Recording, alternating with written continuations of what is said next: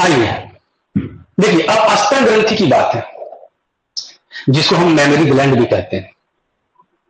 और memory gland जिसको हम लोग कह सकते हैं कि ये कौन सा एक प्रकार का अगर ग्रंथि है तो कौन सा ग्रंथि है, क्योंकि कोई अगर उत्पन्न करता है चाहे हार्मोन चाहे कोई केमिकल, तो उसको क्या कहते हैं? ग्रंथि। लेकिन ये कौन सा ग्रंथि है? तो ये है एक्सोक्राइन ग्रंथि।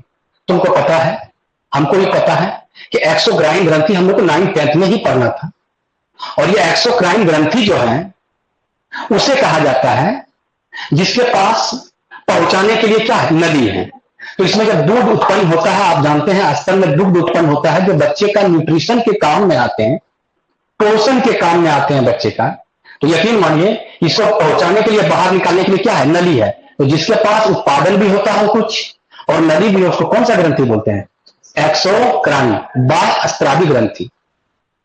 समझ गए? और एक ग्रंथि हम लोगों ने कैसा पढ़ा है कि जो उत्पादन करता है लेकिन उसके पास पहुंचाने के लिए नली नहीं है, that is called endocrine glands. तो आपने सब पढ़ा होगा। ये क्या पढ़ा होगा तुमने बाबा? तो पढ़ा होगा क्या? आपको यकीन है पीयूष ग्रंथि पढ़ा होगा, हाइपोथैलेमस पढ़ा होगा, थायराइड पढ़ा होगा, थाइमस पढ़ा होगा। There are so many different types of glands which act as endocrine glands because it secrete something but it doesn't have any ducts to transportation. एक भी ट्रांसपोर्टेशन के लिए इसके पास कुछ नहीं होता है ना।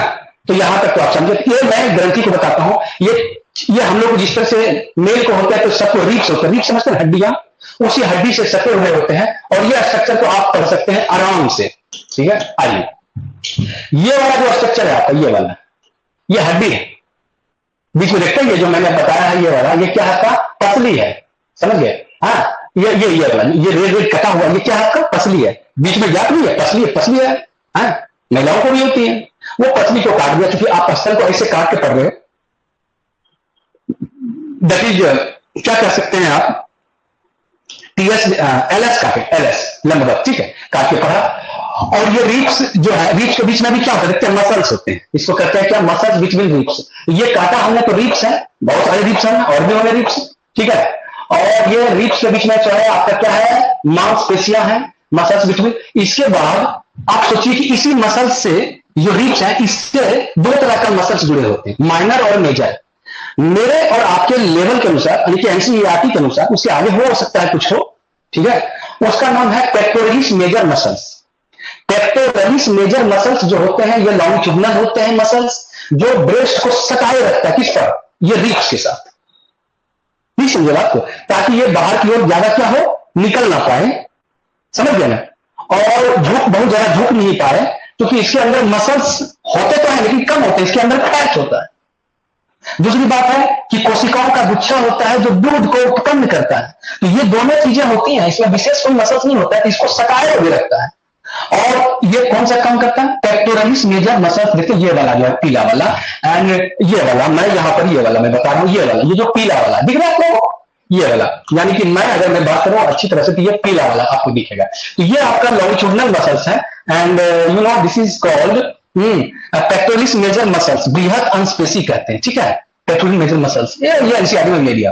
अब देखिए आपने रीप्स देखा, आपने दोनों के बीच में देखा, ये आपने मसल्स देखा, इसके बाद इसे सटा हुआ माइनर मसल्स भी होते हैं जो पंखी की तरह होते हैं। ये पंखी आप लोगों के पास है, वो पंखी की तरह मसल्स होते हैं, ये इसके साथ रहते हैं माइनर मसल्स। वो भी सपोर्ट, लेकिन हमारे एनसीईआरटी में नहीं दिया और मैं ज्यादा, क्योंकि जब हम लोगों को ऊपर जाना है तो बायो एक ऐसा सब्जेक्ट है जिसमें की विविधताएं बहुत ज्यादा है और बहुत ज्यादा पढ़ना पड़ता है। तो उसके ब्रांचेस बहुत, मेडिकल फील्ड है, समझ गए ना बात को, ऑनर्स है, एग्रीकल्चर है, बहुत सारे फील्ड बांट दिया। तो आपको ये मेडिकल फील्ड में जाए तो आपको पढ़ना है कि बहुत सारे मसल्स के नाम। तो पेक्टोरलिस मेजर मसल्स यहाँ पर है, ठीक है। और यही आपको याद है, यहाँ माइनर मसल्स भी होते हैं, पेक्टोरलिस माइनर मसल। अब देखिए इसी मसल से आपको एनसीईआरटी में दिया हुआ है, ये जो रेड रेड टाइप का मैंने आपको दिखाया है, ये वाला देखिए, इससे लिगामेंट निकलता है। लिगामेंट वही है जो किसी चीज को सपोर्ट करता है। तो ये स्तन को क्या करता है? अंदर से सपोर्ट करता है रस्सी की तरह, ताकि ये अंदर के नीचे की ओर पूरा क्या है, लोडेड ना हो, इसको सपोर्ट करता है। और जानते हैं इसके बाद ये आपका क्या है? ये आपका स्कील है बाहर का, और इसकी जहां दूध बाहर निकलता है इसको क्या बोलते हैं? निप्पल बोलते हैं, ठीक है। इसके अंदर मैंने बोला था कितना होते हैं आपका गुच्छा? 15 से 20। तो एक गुच्छा, दो गुच्छा, तीन गुच्छा ही दिखा है, 4 गुच्छा, फिर उस पर 4, फिर उस पर 4, नहीं समझे? फिर ये राउंड टाइप का नहीं, तो ये आपने एलएस काटा है तो कुछ ही दिखेगा। तो ये आपका गुच्छा है कोशिकाओं का। इस गुच्छे को आप क्या कहते हैं? स्तन कुपिका। ये इतना दूर को क्या बोलते हो आप लोग? स्तन कुपिका का। तो मेमोरी, हाँ, एल्वियोलस। अच्छा, ये स्तन कुपिका तो ये है जो ब्लू लाइट है, और ये पूरा का पूरा जो ग्रुप है ये वाला इसको कहते हैं स्तनपाली। हाउ मेनी स्तनपाली? And you can say that 15 से 20।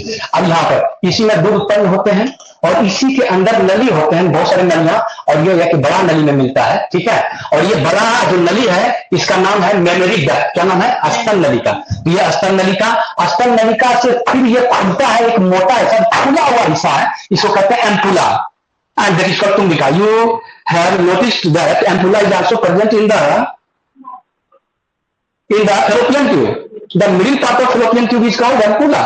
Okay, and there is an event occur that is called fertilization. तो फर्टिलाइजेशन वहां पर होती है, तो वही नाम है, बट काम थोड़ा सा अलग है। ये आपका क्या है? तुंबिका है, एम्पुला, और एम्पुला में दूध उत्पन्न है, यहाँ जमा होता है वह पे आकर के, और जैसे इसके बाद फिर जो नली निकली है, जो नीपल से बाहर निकलती है, इस नली को इसको कहते हैं दुग्ध नलियां, जो कहते हैं लैक्टिफेरस डक्ट। जो पहले जितने भी नली थे जो कुपिका के नजदीक थे उसको कहते थे क्या? स्तन नलिका, और इसके अंदर जो स्तन नलिका ही होगा। इसके बाद वो किसमें आया? एम्पुला में। एम्पुला से बाहर निकला तो उसको क्या बोला? बोलो तो उसको क्या बोला आपने? हाँ, उसको बोला लैक्टिफेरस डक्ट, दूध का नली। इसके बाद कहां सब मिलता है? नीपल में। नीपल एक बहुत बड़ा होल है जो बच्चे इससे दूध क्या होते हैं? बाहर को पीते हैं। और सवाल है कि इस नीपल के चारों ओर पास एक डार्क एरिया होता है, या थोड़ा सा डार्क मतलब हल्का डार्क एरिया होता है। इसका कोई रोल अहम तो नहीं है, बट आप कह सकते हैं इसको क्या बोलते हैं? एरियोला कहते हैं, यानी त्वचक पृष्ठ कहा जाता है। तो यही आपका स्ट्रक्चर है, और इसके स्किन के अंदर तो मैंने दो ही चीज बोला था ना, इसके अंदर क्या है? दूध उत्पन्न करने वाला फैक्ट्रिया है, जिसको कहते हैं क्या? स्तनपाली। स्तनपाली किससे बना होता है? स्तन कुपिका से, और इसके बाद कुपिका से बहुत सारी नलियां निकलती हैं दूध लेकर के, कहां पहुंचती है? तुंबिका तक। तुंबिका से बाहर क्या निकलती है? दूध नलियां लैक्टिफेरस से, तुंबिका से निकलता है। इसके चारों डार्क एरिया क्या कहते हैं? एरियोला। लेकिन मैंने कहा था कि ये सॉफ्ट होता है, स्तन बहुत क्या होता है? सॉफ्ट होता है, बिकॉज इसमें एयर थोड़ा स्पेशियस होता है, एयर भी होते हैं बहुत कम, लेकिन एयर भी होते हैं, मतलब कि एक गैप होता है, स्पॉन्ज भी होता है, और इसी बीच में आपको क्या प्रेजेंट करता है? लिक्विड फैट है, जहां फैट और चर्बी होगा वो क्या होता है? सॉफ्टनेस होगा, और मैंने कह ही दिया कि इसको सपोर्ट करने के लिगामेंट। तो ये ओवरऑल 20 स्ट्रक्चर आप समझ गए। लेकिन अब दूध उत्पन्न कहां होते हैं? किधर होते हैं? तो मैंने बोला ये कुपिका, एक ब्लू का कुपिका, एक ब्लू वाला, तो आप निकाल के देखोगे ये ब्लू वाला, तो आपको ऐसा कुछ दिखेगा। देख लो ये ब्लू वाला क्या दिखेगा सर? ये ब्लू वाला जो है आपका ये ऐसा करके है, तो यहां मैं भी लेता हूं ब्लू, ये ऐसा, ये कुपिका जो है ऐसा, ठीक है। ये सब अरेंजमेंट होता है एक विशेष प्रकार का, जो है ना सिक्रेटरी सेल्स होता है, ठीक ना, जो यही क्या करता है बोलो तो? यही इसके अंदर ही क्या बनता था? दुग्ध बनते हैं, और दुग्ध को निकाल करके ये वाला इसके अंदर, ये खाली जगह जो है, खाली जगह है, इसको कहते हैं ल्यूमेन। तो याद रखना कुपिका जो है ये क्या है? बहुत सारे अरेंजमेंट है, ये कुपिका है या पूरा आपका कुछ सेल्स का अरेंजमेंट है, और ये सेल्स कौन सेल्स है? जो दुग्ध को उत्पन्न करते हैं, और बगल में आपका क्या करता है? जो खाली रास्ता है इसको कहते हैं क्या? Lumen. It is also called अवकाशिका इन हिंदी। हिंदी में क्या कहते हैं? अवकाशिका। और ये अवकाशिका में दूध को भेज देता है, और फिर ये अवकाशिका से होते हुए क्या? दुग्ध नली, यानी दुग्ध नली यहाँ पर कह सकते हैं कि क्या? बहुत सारे मेमोरी दुग्ध नलियां कह सकते हैं, इसको निकाल करके कहां पहुंचाता है? मेमोरी डक्ट में। यहाँ देखते हैं अंदर ही अंदर बहुत सारा नली होगा, और हर कुपिका से अंदर बनते हुए कहां पहुंचाएगा मुझे? तो स्तन नलिका, फिर क्या पहुंचेगा? एम्पुला, फिर कहां पहुंचेगा आपका? तो दुग्ध नलिया में। इसके बाद फिर क्या होगा? बाहर निकल जाएगा। समझ गए? तो आप ये मत समझिए, ये वाला भी चारों तरफ से घिरा हुआ होता है छोटा छोटा सिक्रेटिंग सेल्स से, और ये आपका दूध बना करके ऐसे देता है। तो ये वाला एक स्ट्रक्चर समझिए ऐसा है, जिसको कहते हैं कुपिका। ओके, तो यही आपका स्ट्रक्चर है। मैंने कहा कैसे सपोर्ट करता है, कैसे क्या करता है, इसका स्ट्रक्चर जो है आपको डीपली करना था, जो मैंने आपको यहाँ पे बताया।